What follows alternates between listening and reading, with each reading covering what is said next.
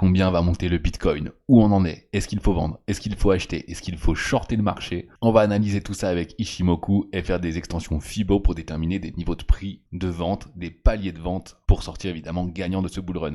Après on verra aussi qu'est-ce qui se passe sur les altcoins, parce qu'on va pas se mentir, depuis les annonces de la Fed, il y a eu une grosse boucherie. Donc on va voir ce que ça va donner pour les prochains jours. Est-ce qu'il faut acheter des altcoins ou non? On va voir ce que nous dit le marché avec mon interprétation. C'est parti déjà. Bon comme d'habitude en tendance mensuelle, on est toujours en haussier. C'est pas très intéressant là. On va aller plutôt en hebdomadaire, donc c'est toujours le cas également. Toujours très belle tendance haussière, on a eu une mini correction, malgré la grosse chute du marché, on avait l'impression, on a perdu 15% les gars. Sauf que bon, ça fait toujours, depuis l'annonce de Trump, ça fait toujours un plus 40%, c'est énorme. Vu les valorisations de Bitcoin, on a 2000 milliards de dollars. Donc c'est pareil en hebdomadaire, toujours haussier, toujours dans le ciel. On va aller par contre en 3 jours, on va se rapprocher un petit peu, analyse top-down comme d'habitude. C'est pareil, toujours haussier, toujours belle tendance haussière. On vient de passer par contre sous la Tenkan, d'accord, à voir où est-ce qu'on clôture ce soir, parce que la nouvelle journée c'est demain le 23, la nouvelle bougie. Donc à voir si on clôture au-dessus ou en dessous. Si on clôture au-dessus, très bonne nouvelle, ça veut dire qu'on va très vite repartir à la hausse. Si on clôture en dessous, c'est possible qu'on vienne quand même chercher dans les prochains jours encore un petit moins 10%, d'accord, aux alentours de 83 000. J'y crois pas personnellement, on va bien voir. Et d'ailleurs, je rappelle pourquoi a craché le marché, c'est parce que la Fed a dit qu'ils allaient moins baisser les taux d'intérêt. Mais pour quelle raison? Parce que le marché va bien. Alors pourquoi est-ce que le marché crache si le marché va bien? Ça c'est toujours pareil, manipulation des cours, pour faire peur, pour faire liquider les leviers. Si c'était facile, tout le monde serait riche. Mais pour avoir des gagnants, il faut des perdants. Donc évidemment, les petites mains ont revendu, ont eu peur. Tous les moussaillons ont quitté le navire, il reste que les capitaines. Et pour vous, on va voir ce que ça donne. On va voir ça en un jour maintenant, toujours haussier. Là, cette fois-ci, regardez, on est un petit peu dans la même tendance que il y a 2-3 jours, puisqu'en fait, ça n'a pas fait grand-chose, ça a latéralisé sur le Bitcoin pendant que les altcoins se font défoncer, on est bien d'accord. Mais la tendance haussière, elle est toujours là, regardez, la Greenspan, elle est juste en train de rebondir sur les cours. Pour l'instant, on est toujours au-dessus, donc c'est fortement probable, je rappelle que tout peut arriver, mais qu'on remonte à la hausse. Déjà, je pensais pas que la Fed doucherait les marchés, je pensais qu'on remonterait tranquillement, mais finalement, c'est pas ce qui s'est passé. Mais on voit bien que là, il y a un niveau qui intéresse aux alentours de 95 000, 96 000, un niveau qui est beaucoup racheté, donc c'est probable également qu'on reste pas trop en dessous et qu'on reparte vite à la hausse. On a l'impression qu'il y a quand même une belle accumulation là encore des baleines, des grosses mains, des portefeuilles. Toujours une très belle tendance haussière, il n'y a rien à déclarer en journalier. En 4 heures par contre, on a eu des choses un petit peu moins glorieuses. On avait un gros niveau qu'on est finalement venu casser très rapidement avec les liquidations, mais finalement on est revenu un petit peu le tester. Juste ici avec des plats de SSB, plus qui joue un niveau aux alentours de 97 000. Pour l'instant, on est venu le retester beaucoup de fois, vous voyez que c'est vraiment un niveau qui intéresse, et là on vient juste de repartir à la baisse, mais c'est possible qu'on remonte aussi rapidement. En tout cas, pour l'instant, on a l'impression que le week-end, il se passe pas grand-chose, que c'est vraiment les institutions, la semaine, qui font la pluie et le beau temps, avec notamment les ETF. Après, sinon, en 4 heures, c'est pas très beau, on a quand même une dead cross ici, on est évidemment sous le nuage, on a percé le nuage, on est sous la Tenkan, sous la Kijun, et ici, là, la Greenspan confirme. Donc en 4 heures, c'est pas très joli, c'est possible que ça latéralise un petit peu. En plus, regardez, il y a également un twist aussi, juste ici de nuage. Bref, il n'y a pas grand chose de beau en 4 heures. Donc à voir ce qui se passe début de semaine prochaine. En plus, il y a Noël, pas sûr qu'il se passe grand chose. Alors tout ça est très positif, d'accord, sur toutes les unités de temps sauf 4 heures. Donc c'est pas du tout le moment de mettre des leviers, de toute façon c'est jamais le moment de mettre des leviers, mais là ça va vous coûter cher parce que je pense qu'il va pas se passer grand chose, on risque d'avoir une petite latéralisation. En plus comme ça, ceux qui savent pas trop, ils vont capituler par le temps également. Mais bon, ça reste que de la spéculation, on verra bien ce qui se passe. On va chercher maintenant des niveaux où vendre ces bitcoins. Je rappelle qu'on est quand même très haut déjà dans la tendance, et on va faire une prolongation de Fibo pour déterminer les niveaux clés. Avec la correction qu'il y a eu, évidemment, on va faire ça comme ceci. Petite extension Fibo, ça va nous donner plusieurs choses. Regardez, déjà c'est très intéressant. On va replacer en fait tout simplement les niveaux qu'on a ici. Ok, donc je vais bouger un petit peu cette ligne. Le 0,5, c'est à peu près là où on est. Maintenant, je vais mettre le 0,618, niveau très important de Fibonacci. Et ensuite, généralement, si on caste 618, on va directement au 786. Et après, on peut aller jusqu'au 1. Ok, bon, évidemment, tout est possible, mais là, c'est vraiment les probabilités qui se passent à chaque fois.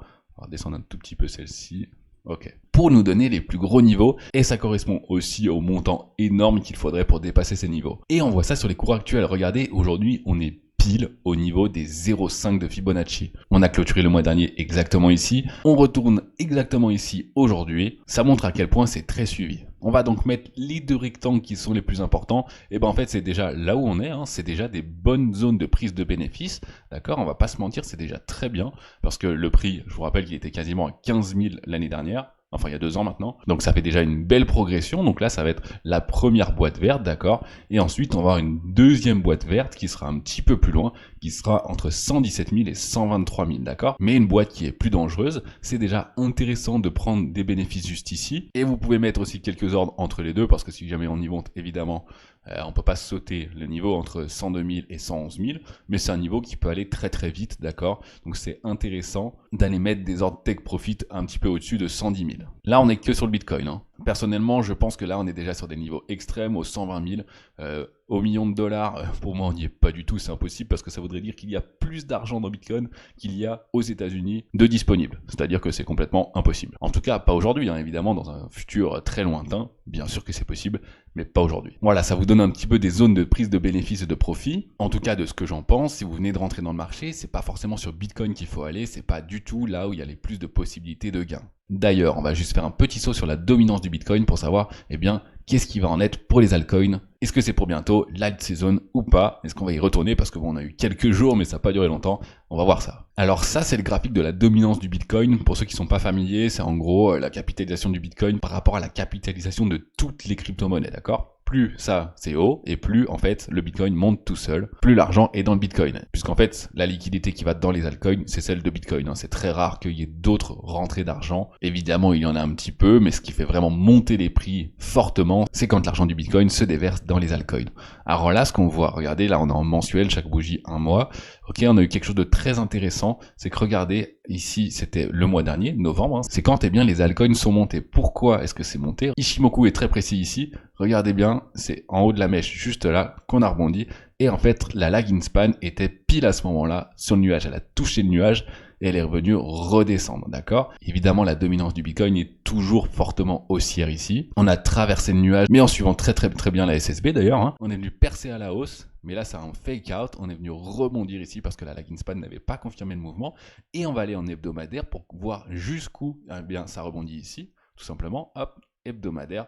Regardez, ça a été très précis, c'est revenu rebondir juste ici sur le haut du nuage hebdomadaire. Alors par contre, on est venu rebondir très rapidement, et regardez la lagging span c'est pareil, hein, elle a rebondi sur les cours pour repartir à la hausse.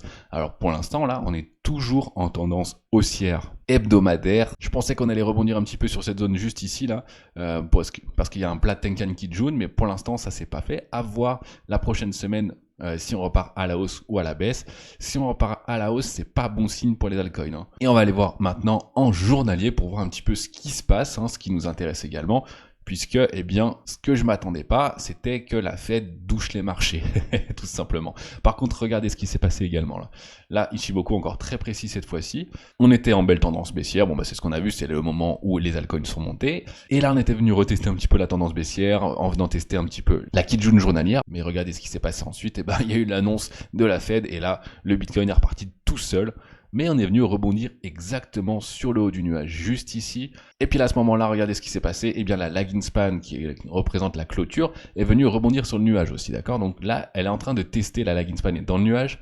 Et là, on est en train de voir, de tester ce plat de SSB, s'il va être résistance ou non. Donc c'est pareil, pour l'instant, on est toujours en tendance baissière, mais on sait pas trop, surtout qu'il y a des signes de retournement aussi, juste ici, une petite golden cross. Le nuage est toujours baissier pour le moment, on est toujours sous les cours. Par contre, on est au-dessus de la Kijun Tenkan, à voir les prochains jours si, eh bien, on redescend juste ici, comme ça, en suivant le nuage, hein. C'est fortement probable également, mais bon, ça, on n'est pas à l'abri des surprises, hein. La Fed a vraiment tout changé les attentes. C'est possible également qu'on repasse juste ici, parce que regardez, ici le nuage n'est pas du tout épais. Ce serait le 24 décembre Noël, et dans ce cas-là, dans ce scénario-là, eh bien, on refera une vidéo, parce que ça veut dire que les altcoins, ils vont souffrir un petit peu. Ce que je n'espère pas, évidemment, puisque, eh bien, les altcoins sont bien plus intéressants en ce moment que le Bitcoin. Un rendement risque vraiment beaucoup plus intéressant. Voilà, dites-moi ce que vous en pensez en commentaire, dites-moi si vous aimez bien ce genre de vidéo, s'il y a des cryptos que vous voulez que j'analyse. J'en ai également analysé d'autres si ça vous intéresse, hein, Ethereum, Solana, et on va en faire plein d'autres. Pour l'heure, moi je vous dis merci d'avoir regardé, et à très vite pour une prochaine vidéo. Allez, à plus.